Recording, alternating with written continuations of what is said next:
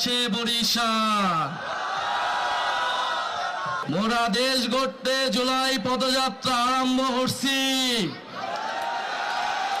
আপনারা মৌলিকা দোয়া করবেন, আপনাকে মোরা সব সময় কাছে চাই।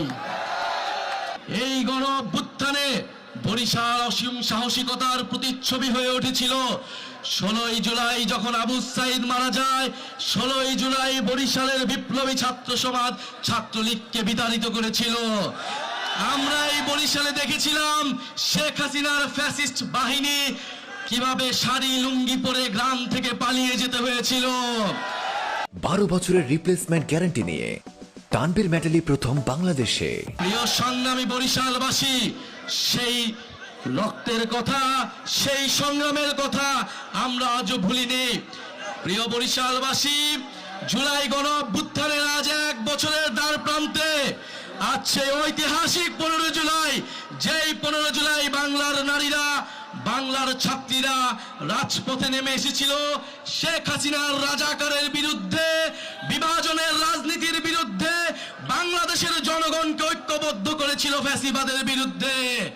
প্রিয় সংগ্রামী বন্ধুগণ, আমরা গণ অভ্যুত্থানের পরে বলেছিলাম ফ্যাসিবাদী ব্যবস্থার বিলোপ করতে হবে, নতুন ব্যবস্থা গড়ে তুলতে হবে, চাঁদাবাজ সন্ত্রাস দুর্নীতি বৈষম্য মুক্ত বাংলাদেশ গড়ে তুলতে হবে। কিন্তু আমরা দেখছি রাজনৈতিক দলগুলোর হাতে রক্তের দাগ লেগে রয়েছে। আমরা দেখছি নিজেদের মধ্যে অন্তর্কন্দল খুনি খুনি করছে, সবার হাতেই রক্ত লেগে রয়েছে। আমরা রাজনৈতিক সহিংসতা মুক্ত বাংলাদেশের রাজনৈতিক সংস্কৃতি দেখতে চেয়েছিলাম, চাঁদা মুক্ত অর্থনীতি আইফোন সহ সকল মোবাইলের সমস্যার সমাধান রয়েছে বরিশাল মিরাজ টেলিকমে। দেখতে চেয়েছিলাম। কিন্তু বরিশালবাসী, গণ অভ্যুত্থানের শক্তি, তরুণ প্রজন্মের শক্তি এখনো ঘুমায় যায়নি, রাজপথে এসেছে। বাংলাদেশকে চাঁদাবাজ সন্ত্রাস দুর্নীতি বৈষম্য মুক্ত করেই আমরা ঘরে ফিরবো ইনশাআল্লাহ। প্রিয় বরিশালবাসী,